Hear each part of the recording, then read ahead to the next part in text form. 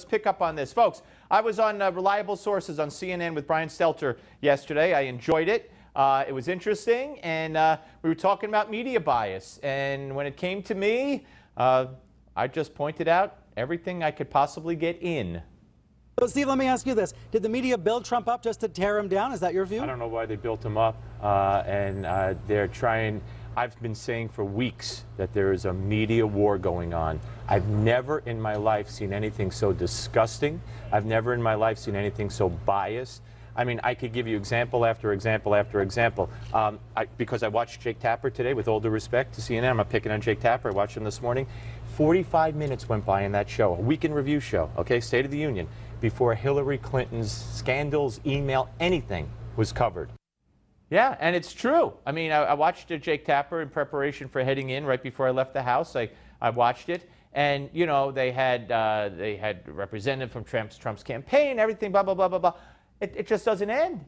And every time the guests tried to bring it back to Hillary, he would bring it back to Trump. This is a week in review show. It's State of the Union. It's like Meet the Press on CNN. You know what I mean? And nothing, like nothing happened. Like there was no revelation that the Justice Department turned down an FBI request to investigate the the Clinton Foundation. Like there was no conflict of interest emails, you know, that showed pay-for-play possibilities, and Cheryl Mills flying to New York as Hillary's chief of staff at state to go interview someone for a position at the Clinton Foundation. There was none of that. None of that ever happened. Nothing ever happened. Hillary, the tax returns show that the Clintons' charitable donations go to the Clinton Foundation. None of that is news. And that's what I was talking about. Next. You, with all due respect, in a previous guest, mentioned you were worried about delegitimizing the election, Trump saying he might be fixed. Very worried. Okay, were you very worried when George W. Bush was elected? And the media, to this day, you have sycophants who say he stole that election? I don't know of media sycophants who say that. Did that worry you? What I know is no candidate for president has ever come out and said the election was going to be rigged.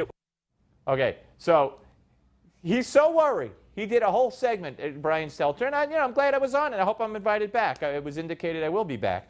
Brian Stelter, so concerned, so out of his mind with worry that a presidential candidate is saying that the results of the election may not be legitimate.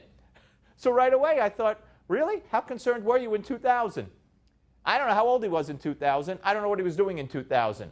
But the point is, you still have people suffering from Bush derangement syndrome who say, I've seen Joy Behar do it recently. You know, maybe not today, but recently being a year or two, saying, and George Bush, stole the election. That's what they all said. That's what they all said for years. So he's so worried about people, that Trump might delegitimize the results of the election by what he's saying. How about the media who for years delegitimized George W. Bush, that he wasn't elected, that he lost, that the Supreme Court elected him? That doesn't count. More. And did it worry you also when Barack Obama in 2008 threw off the Washington, the Dallas Morning News, the Washington Times, and the New York Times office Very different situation. Very different.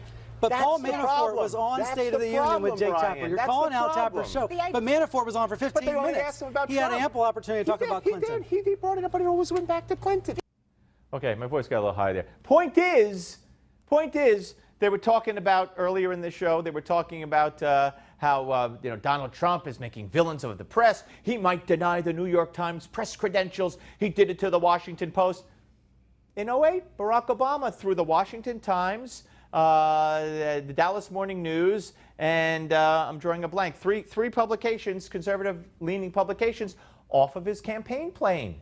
And what's Brian's answer? That was different. All right, could be. I don't see how. And that's the liberal bias. That's the liberal bias, okay? More.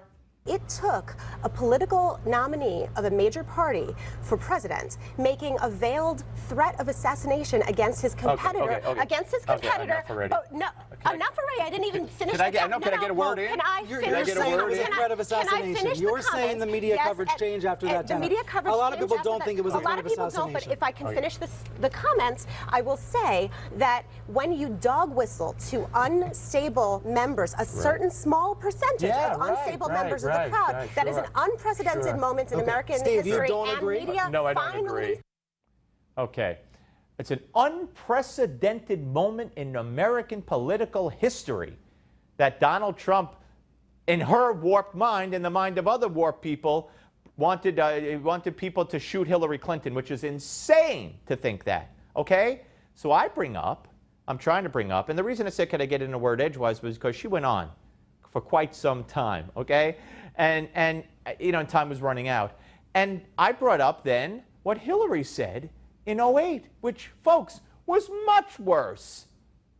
Hillary Clinton said, I'm not dropping out of the race in 2008 because, look, Robert Kennedy got assassinated. You realize those aren't the same thing, right? No, in your mind, Brian, they're not the same thing. What she said was worse. She said, I'm not dropping out because Robert Kennedy was assassinated, so Barack Obama might get assassinated. How is that not the same thing or not worse? It was covered at the time. Oh, it was not covered at the time for day after day after day after day. No, it was not.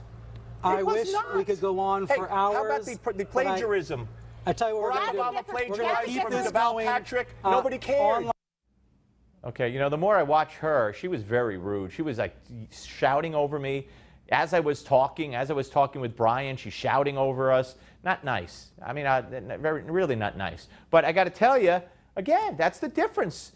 Brian believes that there's no comparison.